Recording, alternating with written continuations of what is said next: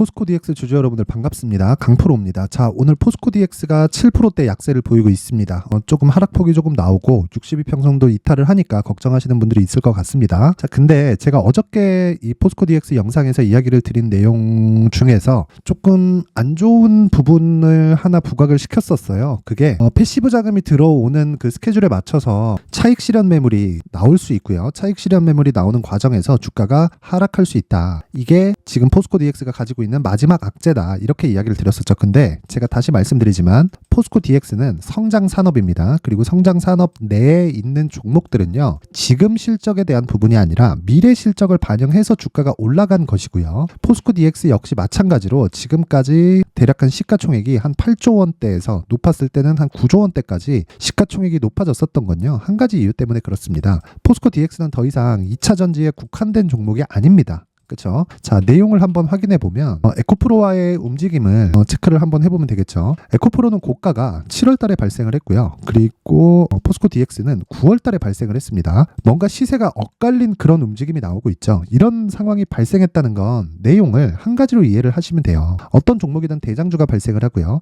그 대장주가 넘어졌을 경우에는 관련된 종목들은 모두 다 하락세를 동일하게 가져가는 게 원칙입니다. 원칙이에요. 근데 포스코 DX 같은 경우에는 그렇죠, 2차 전지 공정에 대한 이 포스코 그룹의 전반적인 내용을 다 맡고 있죠. 근데 그것뿐만이 아니라 다른 부분까지 지금 영향력을 키우고 있습니다. 그렇죠. 그런 부분이 주가에 적용되다 보니까 에코프로와 함께 비교를 했을 때 더 강한 움직임을 보일 수 있었던 거예요. 물론 시가총액을 비교해서 본다면요, 에코프로가 더 높죠. 그렇죠. 올해 들어서 상승폭도 에코프로가 더 높은 게 맞습니다. 근데 제가 이야기를 드리고자 하는 내용은 한 가지 내용입니다. 포스코 DX는요, 에코프로를 포함한 2차 전지 관련된 모멘텀, 그쵸? 이쪽만 있는 게 아니라 AI 그리고 스마트 팩토리 이런 쪽까지 영향력을 같이 끼치고 있기 때문에, 그리고 관련된 내용 중에서 두산 로보틱스도 그렇고요. 그리고 SPG 같은 종목도 그렇고 오늘 동일하게 조정을 받고 있어요. 근데 상대적으로 두산 로보틱스가 단기 상승폭이 크죠. 그렇죠. 그런 부분이 있기 때문에 지금 오늘 하락은 그런 것에 대한 영향, 그렇죠. 그런 것에 대한 영향을 기술적으로 받고 있는 거고, 무엇보다 수급상의 내용을 봤을 때는요, 이런 내용입니다. 어떤 식으로 이해를 하셔야 되냐면, 패시브 자금이 들어오면서 기존에 있었던 세력들의 일부 물량을 받아내는 과정에 있다. 그리고 무엇보다 제가 어저께 이야기를 드렸었던 내용 중에, 그렇죠, 혹시라도 하락하는 구간이 온다면 매수 대응해야 되지만, 매수 대응해야 되는 이유는 앞서 말씀드렸었던 성장에 대한 부분도 있지만 요 내용입니다. 요 내용. 시장이 찍어 눌렀을 때 위에서, 그렇죠. 그리고 패시브 자금이 들어오면서 차익 매물이 터져 나왔을 때,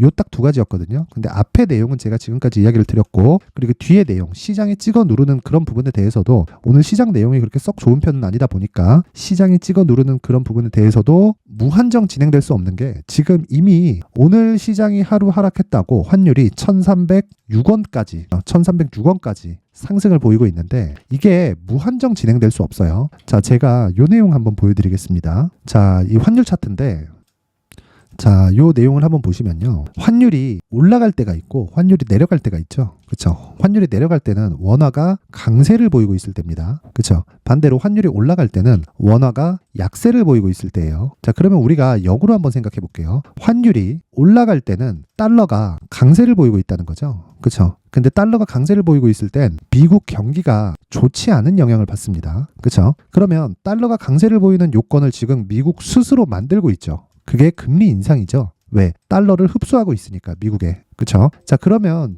여기서 한번 생각해 볼게요. 미국에서 달러를 흡수해 가면서 유통량을 줄이고 있는 이유는 무엇일까요? 물가를 잡기 위해서입니다. 그렇죠? 물가는 왜 잡나요? 그게 공급단에서의 문제든 아니면 수요단에서의 문제든 인플레이션이 발생했기 때문이고, 너무 과도한 인플레이션은 경기를 더 망가뜨릴 수 있기 때문에 인플레이션이 더 퍼지기 전에 금리를 올려서 달러 가치를 올리고 자금을, 그쵸, 풀려있는 자금을 회수해서 물가를 안정시키는 게 목적이었다는 거죠. 근데 그럼에도 불구하고 시장이 어떻게 반응했죠? 정말 많이 빠졌죠. 22년도에. 그쵸? 초반에는, 그쵸, 환율이 쫙 올라가면서 시장이 쭉 빠졌는데 후반으로 들어오면서 환율이 안정을 찾는 과정에서 어떻게 됐습니까? 여기서 시장이 반대를 했습니다. 자, 그만큼 시장은 스마트하게 움직인다는 거예요. 즉 모든 부분을 선반영해서 움직이고, 그리고 그런 부분은 환율을 기준해서 시장의 등락을 내가 어느 정도까지는 계산해 볼 수 있다. 물론 정확하게 자 오늘부터 반등합니다. 여기까지는 맞출 수 없겠지만 제가 이야기를 드리고자 하는 내용은 주식시장에서 어떤 상황이 나오든 간에 무한정 올라가는 환율의 상황은 있을 수 없다. 만약에 이게 무한정 올라가게 되잖아요. 미국에서도 타격을 받기 때문에 연준에서 가만히 있을 수가 없어요. 그래서 제가 지금 이야기를 드리는 겁니다. 환율이 지금 올라가는 건 제한적일 수밖에 없다. 그렇죠? 그러면 환율이 제한적으로 올라가게 되면 시장이 빠지는 것도 제한적일 수밖에 없고요. 즉 코스피, 코스닥 그렇죠. 한국 시장이 내려가는 건 미국 연준에서 막을 수밖에 없는 구조가 지금 가격대에서는 나와 있다는 거죠. 고가 구간.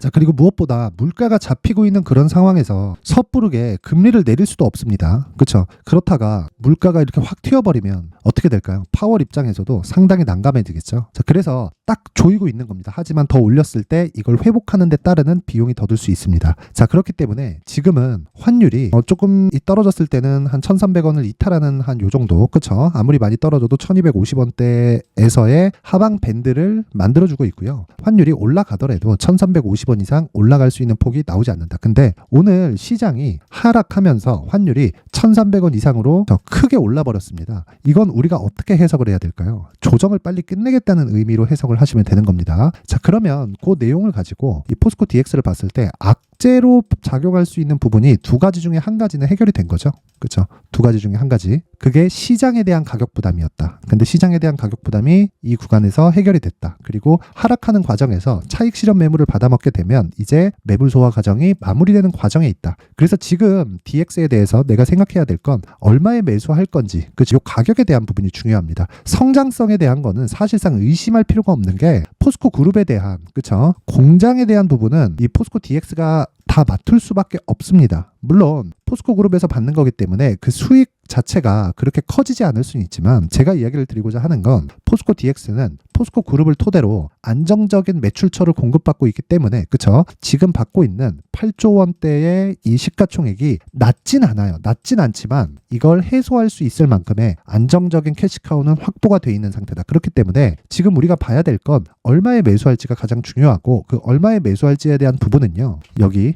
에코프로에 대한 반등도 있겠지만 무엇보다 자, 이 두산 로보틱스 같은 단기간의 상승폭이 큰 종목을 빗대어서 그쵸? 내가 체크를 하는 게 가장 중요합니다. 자, 그래서 제가 이야기를 드리는 거예요. 포스코 DX의 지금 중요한 건 가격, 즉 내가 얼마에 잡을지와 그리고 단기 보유 전략 2주 안에 내가 수익을 볼 수 있는 가격대를 어느 정도까지를 그쵸? 이 보유 기간 그쵸? 어느 정도의 가격대를 잡아서 내가 2주 안에 수익을 볼 수 있을지에 대한 내용입니다. 자, 무엇보다 중요한 것 진짜 한 가지만 딱 기억하시면 되는데 어떤 주식이든요. 내가 잡는 가격에 따라서 내 심리가 결정이 됩니다. 그래서 내가 매도를 잘하려면 매수를 잘해야 되고요. 단추를 꿰더라도 첫 단추를 잘못 깨면 아래까지 잘못될 수밖에 없겠죠. 첫 단추를 잘 꿰야 된다. 그 첫 단추가 이미 수익 중이신 분들, 오늘 하락을 했지만 수익 중이신 분들은 첫 단추를 잘 꿰는 거고요. 그리고 내가 지금부터 단추를 꿰고 싶다 하시는 분들은 철저하게 2주 안에 수익을 볼 수 있는 가격대를 찾아야 주식시장에서 이 높은 변동성을 이겨내고 내가 보유할 수 있는 환경을 만들어냅니다. 그리고 시장에서 내가 가격을 잘 잡았을 때는요. 자, 내용 보세요. 포스코 DX가 올해 그쵸 6,000원, 7,000원대에서 6만원대까지 상승을 했습니다. 한 10배 정도 상승을 했는데 이런 과정에서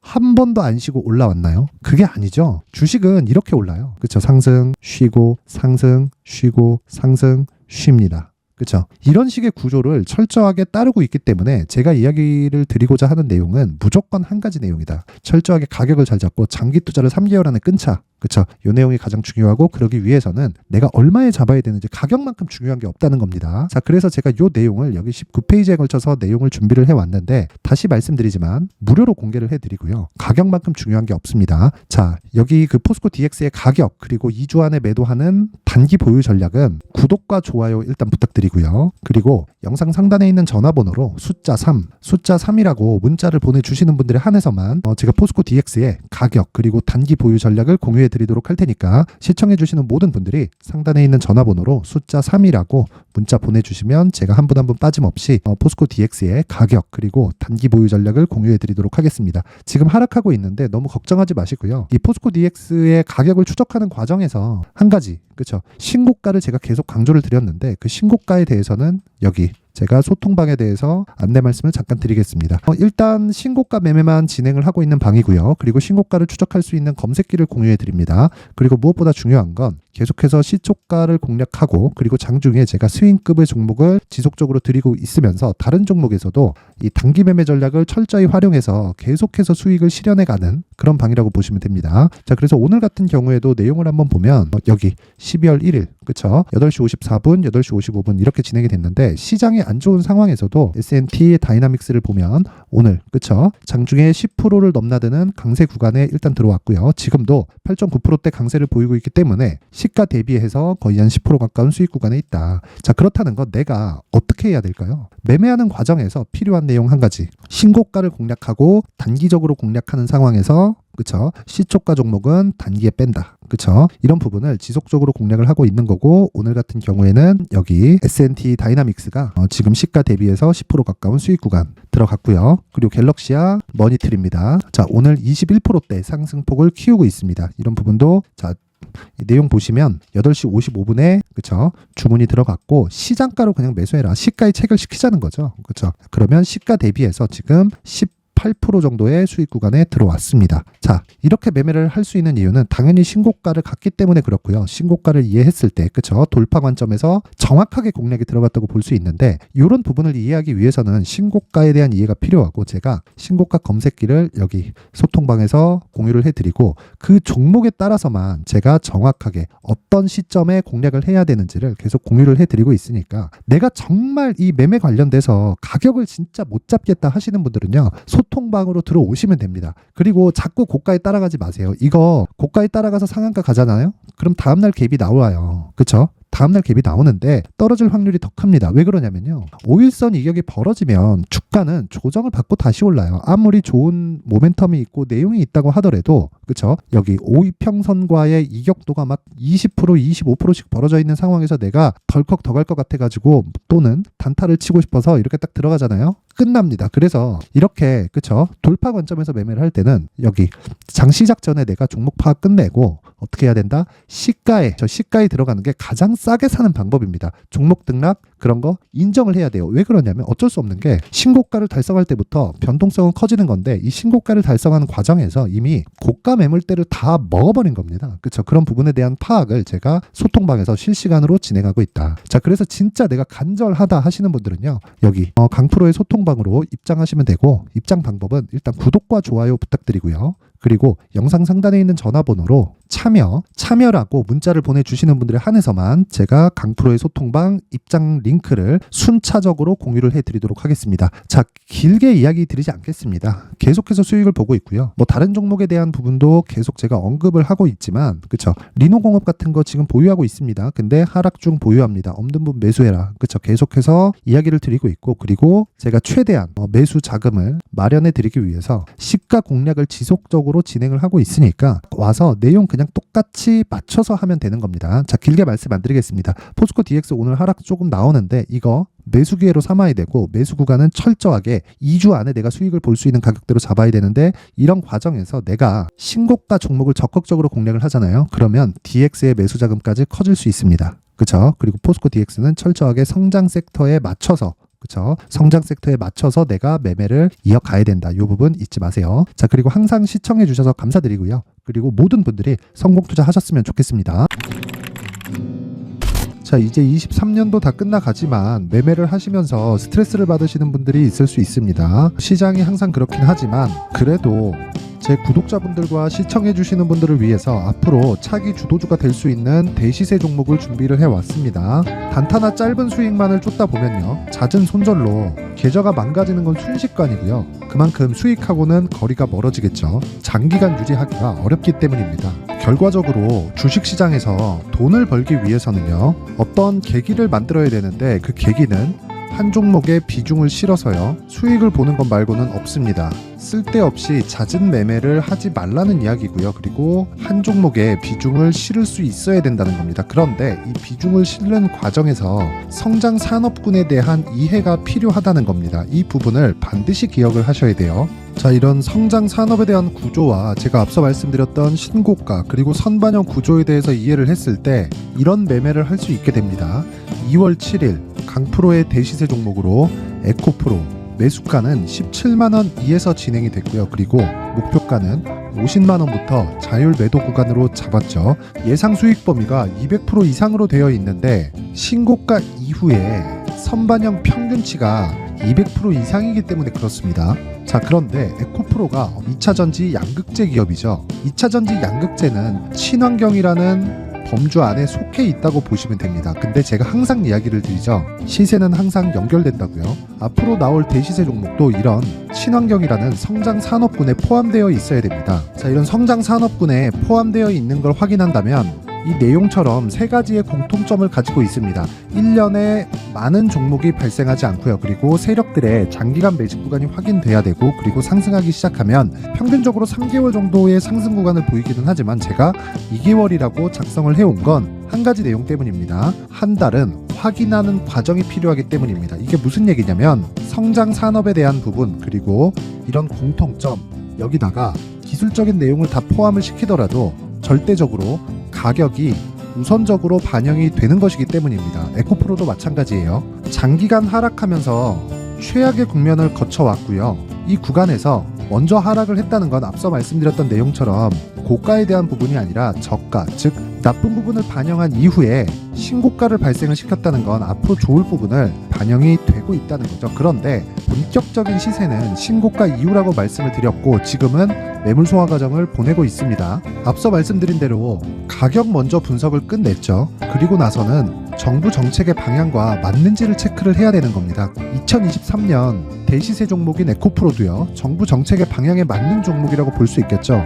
물론 이런 종목들도요, 신고가 이후에 시세를 낸다는 건 반드시 기억하고 있어야 됩니다. 자, 이런 내용을 토대로 23년 상반기 에코프로와 같은 대시세 종목을 준비를 해왔습니다. 자, 하반기 대시세 종목은 영상 상단의 전화번호로 대시세라고 문자를 보내주시는 분들에 한해서만 공유해드리도록 할 테니까 영상 상단의 전화번호 확인해서 하반기 대시세 종목으로 큰 수익 내셨으면 좋겠습니다.